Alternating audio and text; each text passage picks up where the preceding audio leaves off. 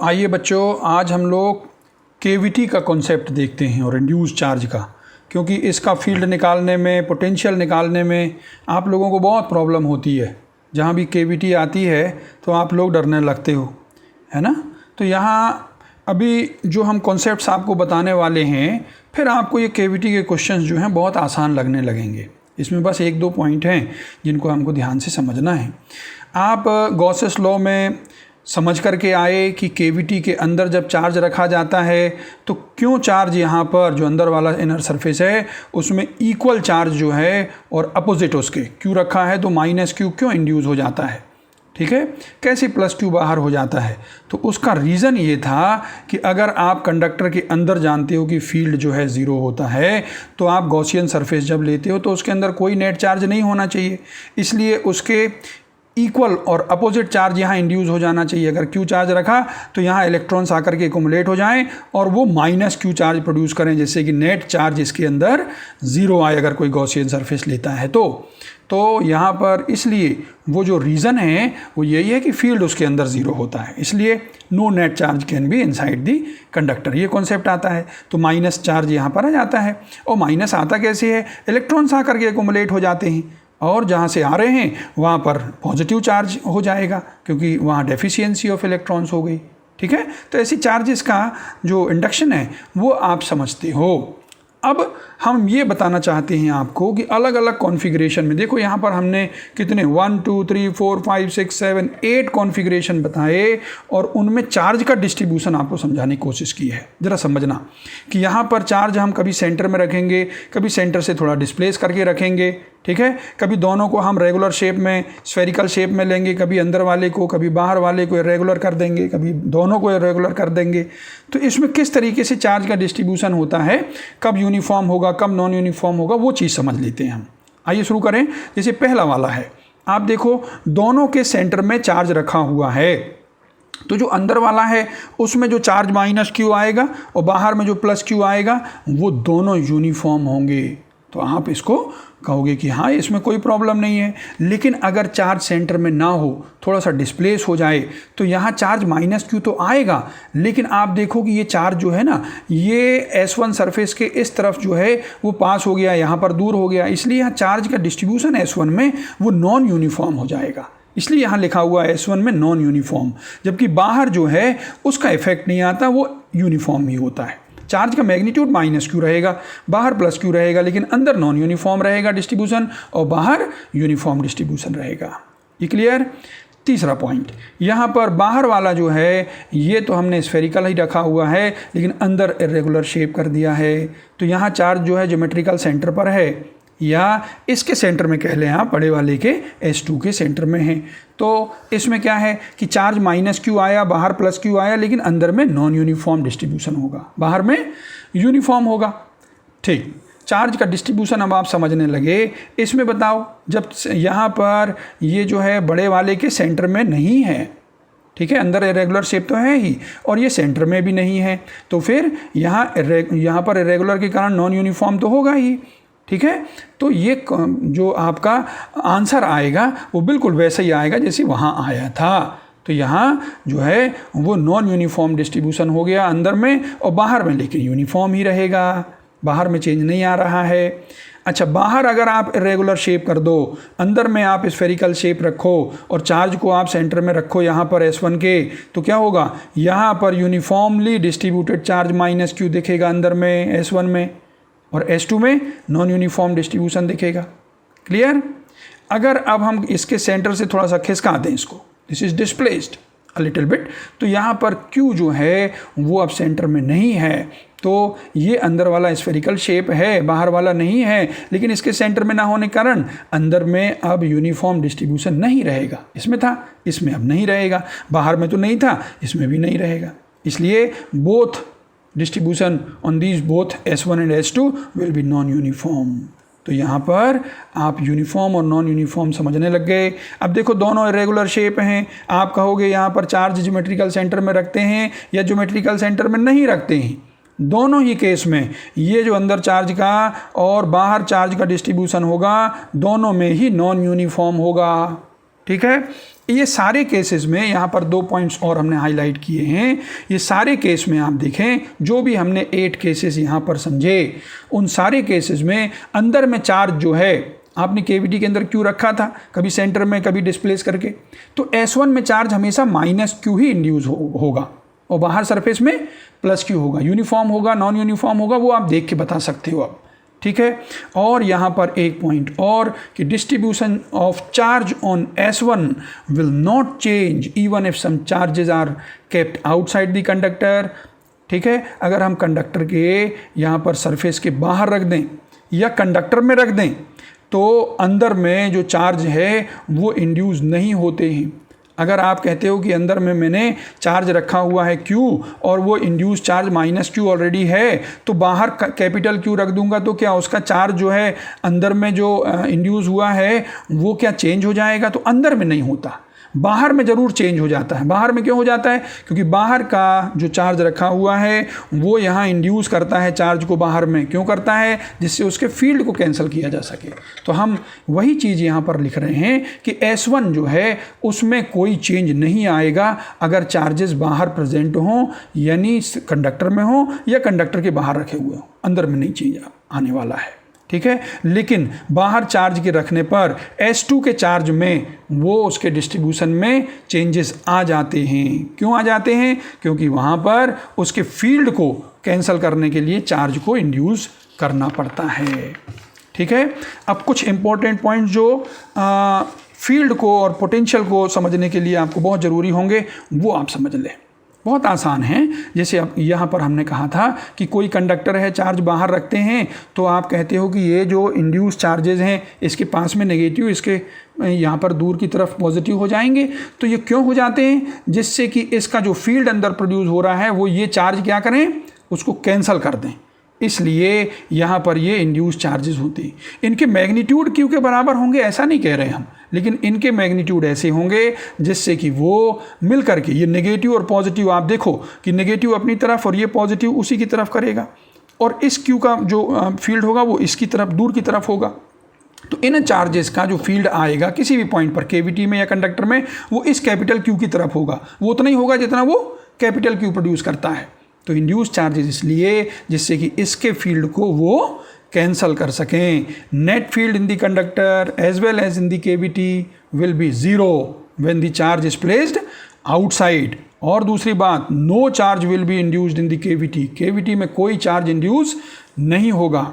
Conductor को आप charge दे दिए हो कैपिटल क्यू, इससे क्या होगा? वही कॉन्सेप्ट यहाँ भी है कि अंदर में फील्ड जो है वो ज़ीरो आता है केविटी में चाहे कंडक्टर में, और इस केविटी में कोई भी चार्ज इंड्यूस नहीं होता है, ठीक है। ये 2 पॉइंट्स आए, एक बाहर वाले पॉइंट के लिए आया, वही चीज़ हमने यहाँ पर सरफेस में भी चार्ज दे करके भी देखा, ठीक।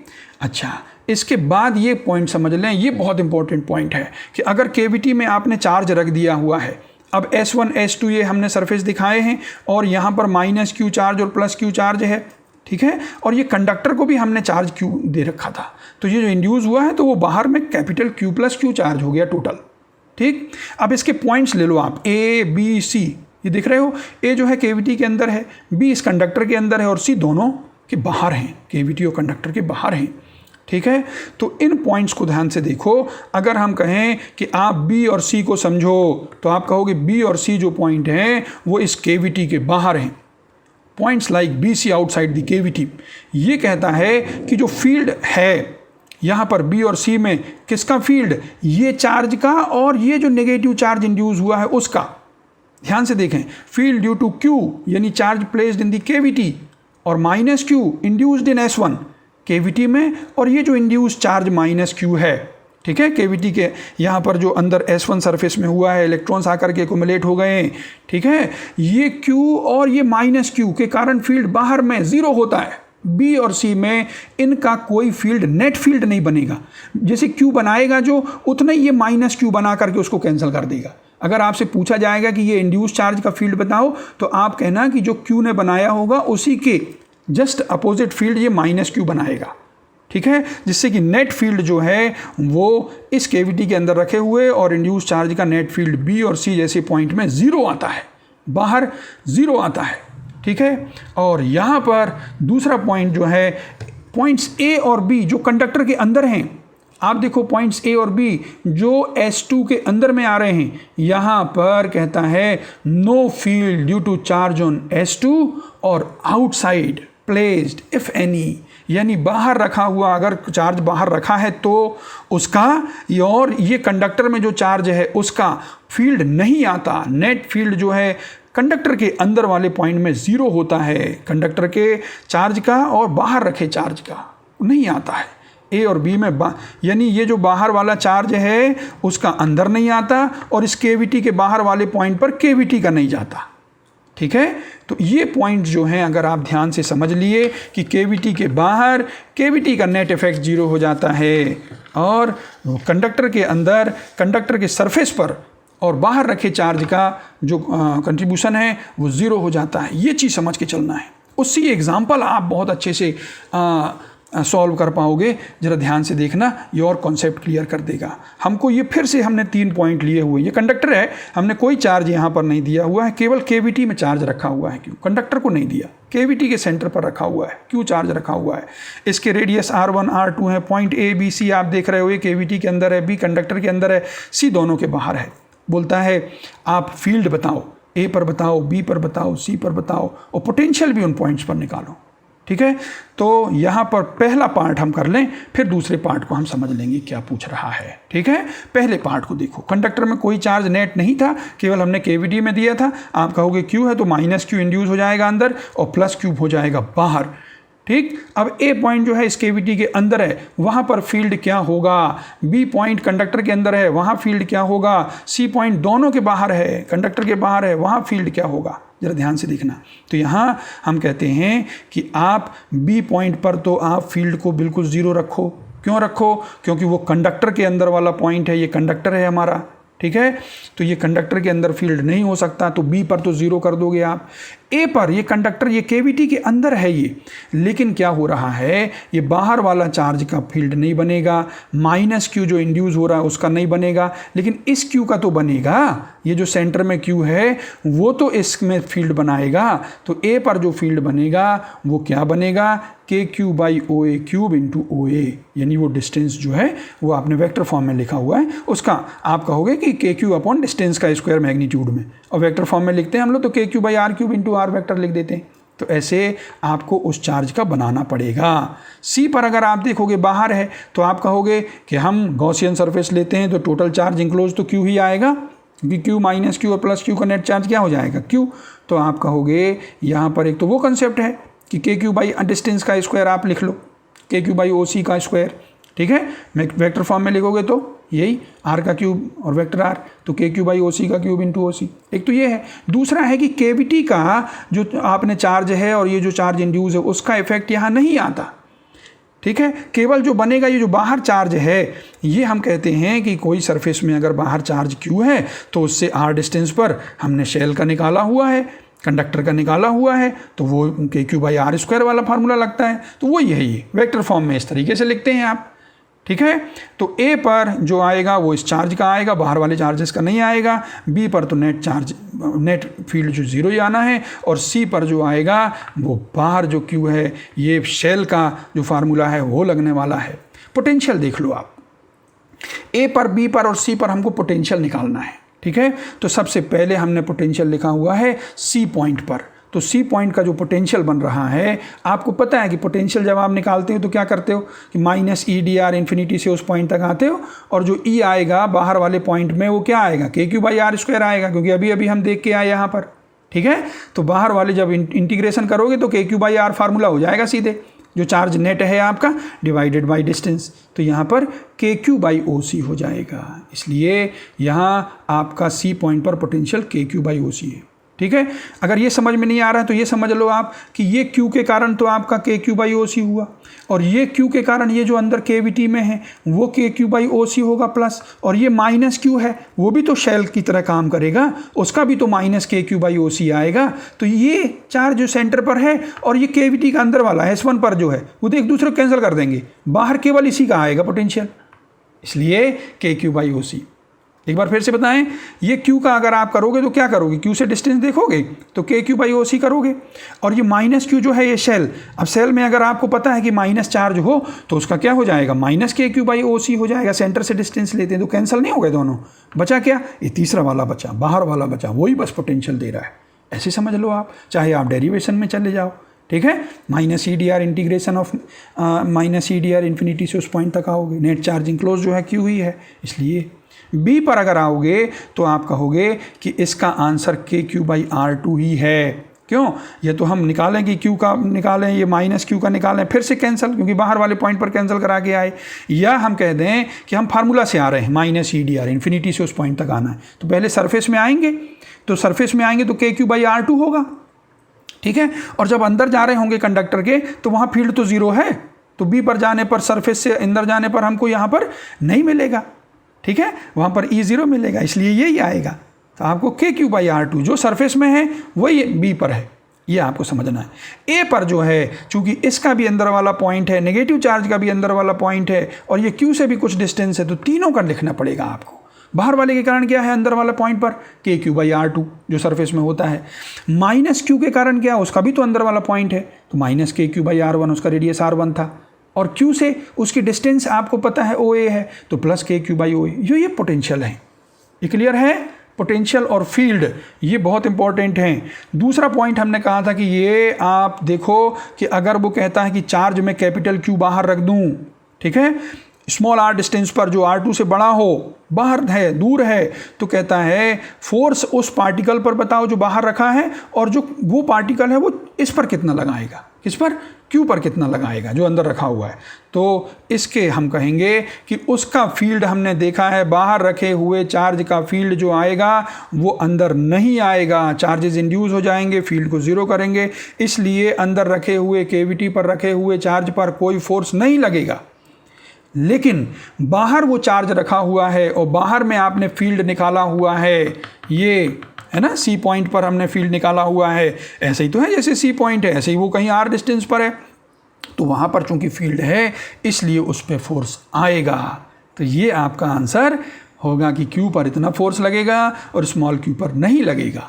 ये पहला एग्जाम्पल आपने देखा, ठीक, समझ में आया सबको, है बहुत इजी कॉन्सेप्ट, लेकिन समझ लें एक बार। तो दूसरा एग्जाम्पल देखो, वैसे ही कंडक्टर हमने लिया हुआ है, कोई चार्ज हमने उसको नहीं दिया था, हमने केवल अंदर में चार्ज केविटी में दिया है, लेकिन सेंटर में इस बार नहीं दिया, सेंटर से थोड़ा सा डिस्टेंस में दिया है, P पॉइंट पर दिया है, क्लियर है, P पॉइंट पर रखा हुआ चार्ज है। यहाँ पर नॉन यूनिफॉर्म डिस्ट्रीब्यूशन होगा कि नहीं, क्योंकि सेंटर पे नहीं है, तो S1 में नॉन यूनिफॉर्म डिस्ट्रीब्यूशन होगा, मैग्नीट्यूड -Q बनेगा, बाहर में यूनिफॉर्म डिस्ट्रीब्यूशन हो गया, है ना, +Q बनेगा।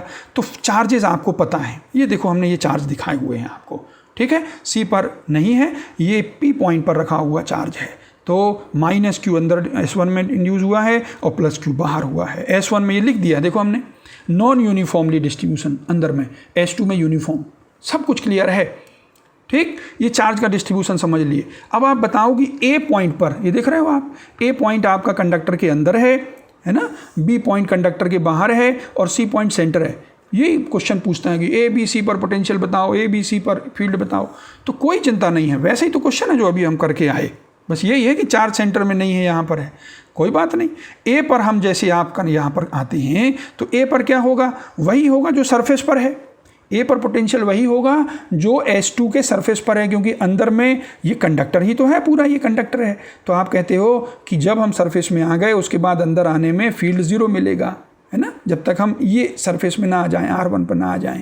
तो इसलिए A पर पोटेंशियल वही है जो S2 पर है, और S2 पर हमको पता है KQ/R2 है, क्योंकि नेट चार्ज इंक्लोज्ड Q ही आता है, क्लियर है, इसलिए ये आपका आंसर पोटेंशियल के लिए हो गया।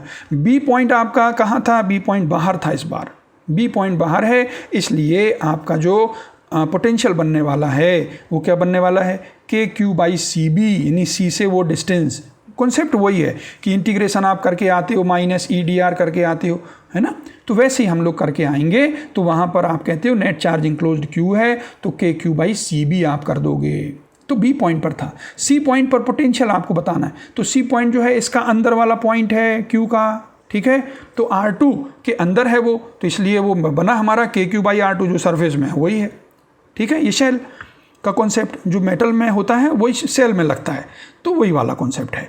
और माइनस क्यू के कारण क्या होगा, उसका भी अंदर वाला पॉइंट है सी, तो माइनस के क्यू बाई आर वन कर दो। अब बचा है आपका ये जो पी में रखा हुआ, तो उसके कारण हो जाएगा के क्यू बाई सी पी। ठीक है, तो ये पोटेंशियल हो गया। ए पॉइंट पर फील्ड बताओ, तो आप जीरो कह दोगे, क्यों? क्योंकि वो कंडक्टर के अंदर है। बी पॉइंट बाहर है, तो आप कहोगे हाँ नेट चार्ज इंक्लोज्ड यहाँ पर क्यू है भाई, हम लोग समझ के आए थे। वैसे बी पॉइंट पर यहाँ पर फील्ड आपने निकाल दिया, k Q by r cube into vector r, यहाँ पर r vector C B vector है, ठीक। और सी पॉइंट पर आप कहोगे सेंटर में फील्ड बताओ, तो हम कहेंगे कि sorry here it can not be determined as charge distribution on S1 is non uniform. ऐसा नहीं कि फील्ड नहीं होगा, ये नहीं हमने कहा, फील्ड होगा, लेकिन हम उसको कैलकुलेट नहीं कर सकते। क्यों नहीं कर सकते? क्योंकि यहाँ पर ये चार्ज माइनस क्यू तो है, लेकिन चूंकि ये यहाँ पर सिमेट्रिकली प्लेस्ड नहीं है, सेंटर में नहीं है, इसलिए इसका डिस्ट्रीब्यूशन नॉन यूनिफॉर्म है। तो यहाँ पर जो फील्ड बनेगा सी पर, वो आप यहाँ डिटरमाइन नहीं कर सकते हो, एग्जैक्टली कैलकुलेट नहीं कर सकते हो। ये चीज़ आपको समझ में आना चाहिए, ठीक है। 2 एग्जाम्पल्स आपने देखे। अब एग्जाम्पल नंबर 3, ये क्वेश्चन आपको बहुत प्रॉब्लम करता है, क्योंकि कंडक्टर दे दिया जाता है और कहा जाता है कि उसमें कोई चार्ज है, ये कभी कह दिया जाता है उसमें चार्ज नहीं है ना। अभी हमने चार्ज दे दिया है, तो यहाँ कंडक्टर अगर चार्ज क्यू रखता है, उसके बाहर एक चार्ज रखा हुआ है, तो बोलते हैं कि बी पॉइंट पर चार्ज, कहाँ के? कंडक्टर में जो चार्ज हैं उसके कारण पोटेंशियल बताओ। इसके कारण नहीं पूछा, ठीक है। और वो पूछा किसके कारण? कंडक्टर में जो चार्ज हैं। अब कंडक्टर में क्या होता है कि जब ये चार्ज रखते हो आप, तो यहाँ पर चार्जेस जो हैं इंड्यूस हो जाते हैं ना, माइनस प्लस ऐसे इंड्यूस हो जाते हैं। कैपिटल क्यू तो है ही, तो ये इंड्यूस चार्जेस के कारण नेट चार्ज नहीं इफेक्ट होता, लेकिन डिस्ट्रीब्यूशन इफेक्टेड हो जाता है। नेट चार्ज इसमें कैपिटल क्यू ही है, लेकिन यहाँ पर चार्जेस या नॉन यूनिफॉर्म डिस्ट्रीब्यूशन हो गया। तो वो नॉन यूनिफॉर्म डिस्ट्रीब्यूशन हो गया वो, तो यहाँ पर कंडक्टर के अंदर का पॉइंट लिए हो आप, कंडक्टर में पॉइंट लिए हो भी, वहाँ पर वो कहता है कि आप पहले पार्ट में पूछता है वो x component of the field at be due two charges on the conductor. Charges on the conductor समझ रहे हो आप, प्लस क्यू जो चार्ज नेट चार्ज है, लेकिन डिस्ट्रीब्यूशन जो है उसका ऐसा है, यहाँ माइनस है और यहाँ पर प्लस हुआ है। कैसे आप यहाँ पर उन चार्जेस का, कंडक्टर के चार्ज का एक्स कंपोनेंट निकालोगी? तो कॉन्सेप्ट ये होगा कि बी पॉइंट पर इस क्यू का जो फील्ड होगा, ये जो कंडक्टर है इसमें चार्जेस का डिस्ट्रीब्यूशन हुआ है, वो उसके फील्ड को कैंसिल करेंगे। इंड्यूस चार्ज का यही कॉन्सेप्ट है, ये नेट चार्ज इसमें ऐसे होंगे कि उसके फील्ड को कैंसिल कर पाएँ। तो आप देख रहे हो इसमें क्यू की से दूर की तरफ हमने ई क्यू दिखाया है, ये क्यू के कारण फील्ड है। तो हम कहेंगे इस कंडक्टर में, ये जो आपका स्फेरिकल कंडक्टर है, उसके चार्ज के कारण फील्ड उसके अपोजिट होगा, ठीक है। तो इसका एक्स कंपोनेंट आएगा ई सी कॉस थीटा, बिल्कुल वही होगा जो ई क्यू कॉस थीटा है, क्योंकि ई सी और ई क्यू बराबर होने चाहिए। तो आप क्या करो, ई सी का यानी कंडक्टर में जो चार्जेस हैं उनका एक्स कंपोनेंट निकालने के लिए आप ये क्यू के कारण जो आ रहा है फील्ड, उसका एक्स कंपोनेंट निकाल लो, ई क्यू कॉस थीटा निकाल लो आप। तो यहाँ पर ई क्यू जो है यानी क्यू का इतने डिस्टेंस पर, ये डिस्टेंस दी हुई है आपकी 4r/3, तो 4r/3 डिस्टेंस पर उसका फील्ड है, इंटू कॉस थीटा की वैल्यू यहाँ पर आपको दी हुई है, ठीक है। तो कॉस थीटा की वैल्यू आप यहाँ पर डाल दो, यहाँ पर थीटा आपने लिया हुआ है, तो थीटा इज इक्वल टू लिया हुआ है, तो वो cos theta is equal to 4/5 आया हुआ है, तो आप 4/5 लिख दें, वैल्यू निकाल दें। समझ में आया? तो ये है कॉन्सेप्ट की फील्ड भैया इसका कैंसिल करता है वो, तो उसका कॉन्सेप्ट हो गया।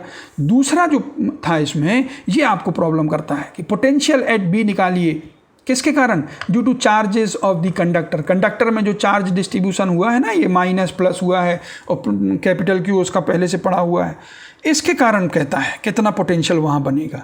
तो कोई चिंता की बात नहीं, हम कहेंगे भैया बी में जो पोटेंशियल जितना भी बनेगा वो, चूंकि इसका सरफेस है, तो सरफेस में पोटेंशियल वही होता है जो उसके सेंटर में हो, ये उल्टा कह दें, सेंटर में पोटेंशियल वही होता है जो सरफेस में हो। तो सी का और बी का पोटेंशियल अलग अलग नहीं हो सकता। तो ये आप उसको बेस बना लें, और हम कहते हैं सी पर यानी यहाँ पर सेंटर में ये माइनस और प्लस जो हैं, जो भी इंड्यूस हुए होंगे, तो वो तो इक्वल हैं, अपोजिट हैं, तो नेट चार्ज तो इसका कैपिटल क्यू ही होगा जो आपने दिया हुआ था। तो उसका तो पोटेंशियल के क्यू बाई कैपिटल आर ही आ रहा होगा। तो यहाँ पर सी पर जब आप लिखोगे तो वो के Q by capital R, Q के कारण लिख दिए, ठीक है। और इस क्यू के कारण आपने देख लिया, इसकी डिस्टेंस दी हुई थी आपको, कितनी दी थी 5r/3 दी थी। तो 5r/3 लिख करके उस Q का पोटेंशियल लिख दो। तो क्या लिखोगे KQ/5r/3, ये बन गया। तो C पर पोटेंशियल आपको लिख देना है। अब C पर जब आप पोटेंशियल लिख दिए ना यहाँ पर, तो आप कहोगे वही पोटेंशियल B पर होगा। B पर आप होगा किसके किसके कारण होगा, वो Q के कारण होगा और कंडक्टर के जो चार्जेस हैं उनके कारण होगा। तो Q के कारण आप लिख सकते हो क्योंकि इसकी डिस्टेंस दी हुई थी आपको, इसकी डिस्टेंस दी हुई थी 4r/3, तो Q के कारण 4r/3 लिख दोगे आप, ठीक है। तो Q के कारण आपने लिख दिया और कंडक्टर के कारण नहीं लिखा, यहाँ पर आपने C में लिख दिया था। तो भाई अब कंडक्टर के कारण आ जाएगा, ये आंसर हो जाएगा। तो कितना आसान है। आपको B पर पोटेंशियल निकालना है, आप कह दो कि जो B पर है वही C पर है, और C पर हम निकाल सकते हैं, इसके कारण निकाल सकते हैं और इसके कारण निकाल सकते हैं, ठीक है। और B में इसके कारण निकाल सकते हैं, तो कंडक्टर के कारण जो बचा वो आपका आंसर। ऐसे क्वेश्चन को किया जाता है। ये देखो एक एग्जांपल और, एक हमने यहाँ पर फिर कंडक्टर लिया हुआ है, सेंटर से x डिस्टेंस पर चार्ज लिया है और इसमें पूछा है कि अंदर में जो चार्जेस यहाँ पर आ रहे हैं, अंदर में, बाहर भी आ रहे हैं पर अंदर के चार्ज के कारण यहाँ पर, ठीक है, induce charge on the inner surface के कारण फील्ड बताओ बाहर वाले पॉइंट पर। ये तो हमने अभी अभी आपको बताया था कि ये जो केविटी है यानी अंदर वाला चार्ज जो है और जो इनर सरफेस में आ रहा है उनका नेट फील्ड बाहर 0 होता है, यानी जो माइनस चार्ज इंड्यूस हुआ है उसका फील्ड वही होगा जो इस Q का है, अपोजिट होगा एक दूसरे के। वही चीज़ हमने लिखी कि Q का अगर आप डिस्टेंस आपको पता हो, उसका फील्ड मालूम हो, उसके जस्ट इक्वल अपोजिट आएगा इंड्यूस चार्ज जो इनर सरफेस में हो उसका। तो आप लिख दो Q से डिस्टेंस इसकी निकालो, इस यहाँ से डिस्टेंस R दी थी, देख लो आप, तो इस Q से कितनी हो गई R-x हो गई डायरेक्ट, तो R-x तो KQ/R-x² हो गया, ठीक है। तो इंड्यूस चार्ज का फील्ड ये हो गया, किस डायरेक्शन में, टूवर्ड्स Q, क्यों, क्योंकि Q का अवे फ्रॉम इट होगा, तो टूवर्ड्स Q हो गया ये माइनस अंदर वाले चार्ज के कारण, ठीक। तो ये कॉन्सेप्ट पर है जो आप सीख करके आए, वही तो है। लास्ट एग्जाम्पल ये देख लो कि डाइपोल रखा हुआ है, ये डाइपोल मोमेंट P है ये, ठीक है, और ये आपका एक कंडक्टिंग अनचार्ज्ड स्फीयर है और ये कहता है इसका, ये जो डाइपोल है ना, इसका पोटेंशियल A पर निकालो। ये परपेंडिकुलर बना हुआ है, ये इसके टेंजेंशियल है ना, ये टेंजेंट के अलोंग जा रहा है, तो यहाँ पर 90 डिग्री है, ये R है, ये स्मॉल r है, और ये डिस्टेंस जो है इसकी यहाँ से डिस्टेंस आप निकाल सकते हो, ये है ना, ये r/cos थीटा आएगी। तो हमको पता है ना कि ये A पर पोटेंशियल वही होगा जो C पर है, A पर पोटेंशियल वही होगा जो सेंटर पर है, पता है आपको, कंडक्टर के अंदर जो सरफेस में होता है वही होता है। तो लगा लो, उसका वो कॉन्सेप्ट हो गया आपका। तो आप कहोगे मुझे एक डाइपोल का पोटेंशियल का फार्मूला पता है, वो होता है KP/डिस्टेंस²। तो C की डिस्टेंस क्या है, इसकी C की डिस्टेंस है R/cos थीटा, ठीक है। तो यहाँ पर C की डिस्टेंस आपकी R/cos थीटा है, तो KP/R/cos थीटा का होल स्क्वायर कर दें तो आंसर KP cos²θ/r²। तो इस तरीके से क्वेश्चंस को करना है, ठीक है। तो इसको ध्यान से आप देखो, केवीटी के सारे पॉइंट्स जो हैं आपको हमने क्लियर किए, तो इनको आपको ध्यान से देखना है और फिर आप क्वेश्चंस केवीटी के कोई भी कर सकते हो, कोई चिंता नहीं है, ये केवीटी का कॉन्सेप्ट है ना। Okay, thank you.